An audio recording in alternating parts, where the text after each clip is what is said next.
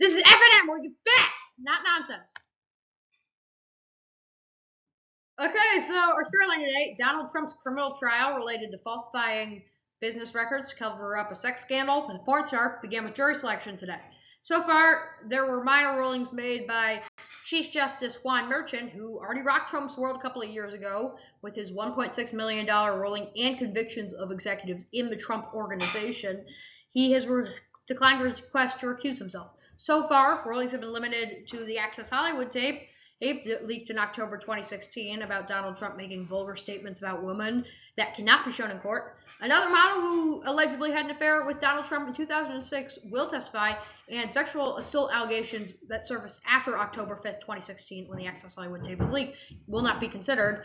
Over 50 jurors were already dismissed today out of the 96 that came due to most saying they can't be fair and impartial, and Trump fell asleep in court this morning.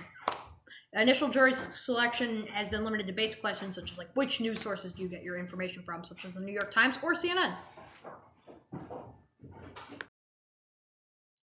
Okay, so Arizona preview. So I have a new election map, numero 5. Not a bunch of huge changes, but you can kind of see it here. So first of all, let's start with looking at polling. There's been some polling in Arizona. Both Trump's ahead by 4 or 5 points. As I have consistently said, I do think polls are going to start slightly swinging to the left.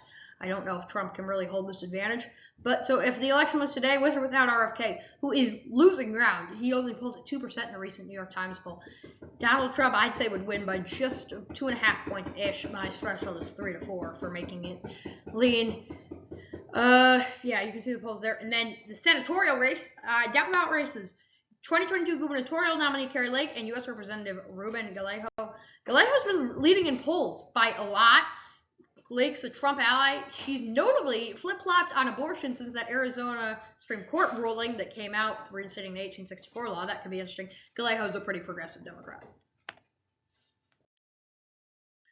All right, your news for April 15th. Joe Biden spoke regarding Iran's attack on Israel before a state visit for the Czech Republic. For his first time since the attack, he said, "Together with our partners, we defeated that attack. The United States is committed to defending Israel." Clarence Thomas did miss oral arguments this morning at the Supreme Court. He missed many arguments a couple of years ago after being diagnosed with an infection, so hope all is well over there, but the man is old. So, yeah. Chief Justice John Roberts said that Thomas would not take part in arguments, however, failed to provide a reason like the Supreme Court normally will if a member is sick or has a family conflict. He was included in an opinion released today regarding a law to allow Idaho to ban gender-affirming care for minors. Another day down for the stocks as they continue to tumble. Dow's down 248.13, or about 13.20%. NASDAQ was down almost 1.8%, or 290.08, and the S&P was down 1.2, or 61.59. And finally, the NBA playoffs. You can kind of see my bracket here, so I'll just list off the teams I got winning. Thunder, Mavs, Timberwolves, Nuggets, Thunder, Mavs, Timberwolves, Mavs, Nuggets. That's in the west side, and then on the east, the Boston Celtics have been unstoppable this year. 64 wins. That's why I got them going all the way. You know, Jaylen Brown, Jason Tatum, really good. And I do think that the Bulls make that playing spot. I guess I kind of spent through that there. For the West, I got the Pelicans in the 7 with Zion, and the Lakers, old LeBron taking down Steph Curry. Rematch of many finals in the 8. That'll be a game to watch, in my opinion. And I think I got Philly in the 7, and then the Bulls get their revenge in Miami this year.